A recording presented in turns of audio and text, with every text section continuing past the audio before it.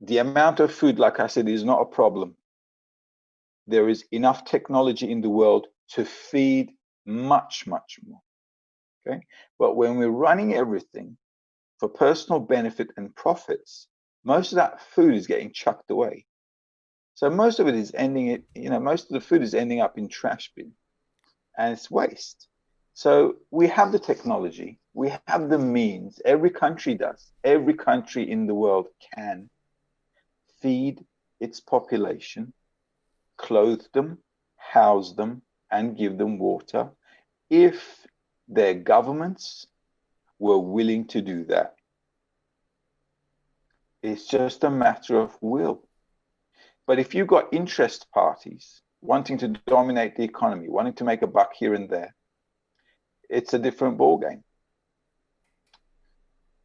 So from my perspective, it's just a matter of, there you go. I see your screen.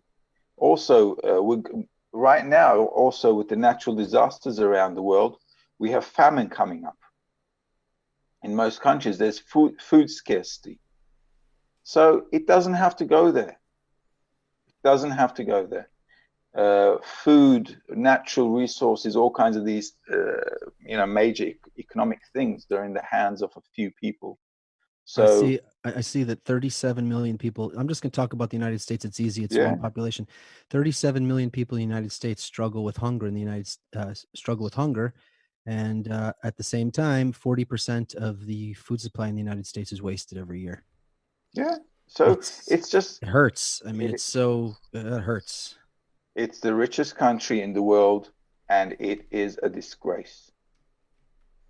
Absolutely. And it's just an example to a whole, human culture that is basically doing the same thing, just at different levels in different places. But essentially, this is the modus operandi of most of human society today.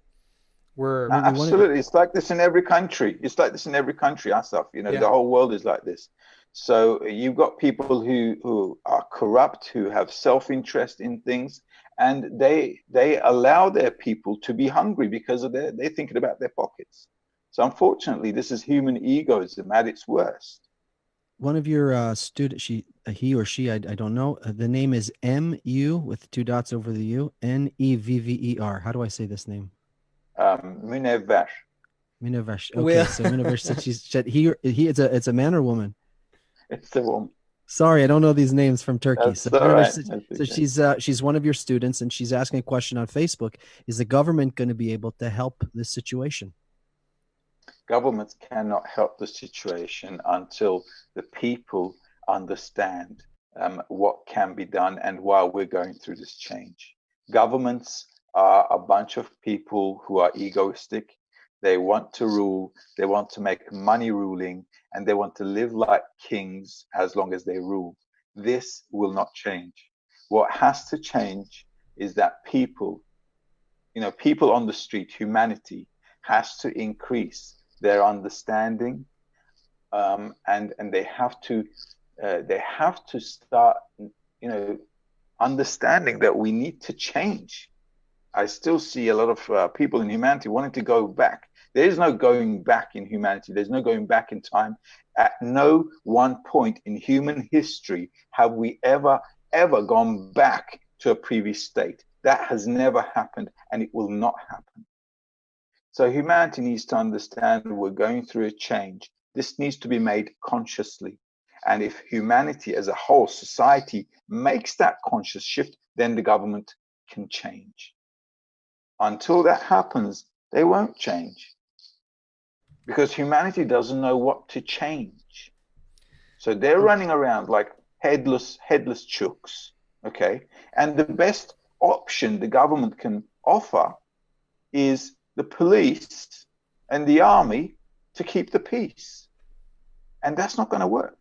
But we're such a small group of people, though, who understand this. But yeah, I understand, but still suffering, human suffering, makes them soft.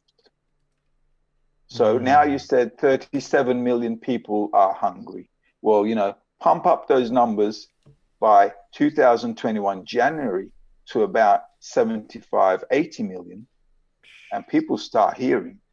So this answers David Mancini's question on YouTube. He said, do we need to do anything to wake people up? Nature will wake people up. Well, we don't want to leave it in the hands of nature, that's for sure. We're, putting a lot of effort into explaining people that we need to make a conscious change. Suffering is not going to change us. It'll just make us sensitive to hearing how we can change. But it's not a good idea to wait. And I'll tell you why, because it delays. Because the further we're going down the line of this, the further we're moving down the timeline, it is delaying the speed of how we can recover and switch this thing into something positive. So I'm definitely not in favor of people suffering more and starving to those levels. So we're definitely in favor of telling humanity, telling everybody in the world as much as we can that humanity needs to make this positive change. We need to understand that we need to help each other out, and we need to share this food with everyone. For the benefit of everyone. This is for the benefit of the rich as well, because pretty soon, if your next door neighbor is hungry, like I said, he's going to come in with a machine gun, kill you, and take your food in the fridge. That's it. Okay, so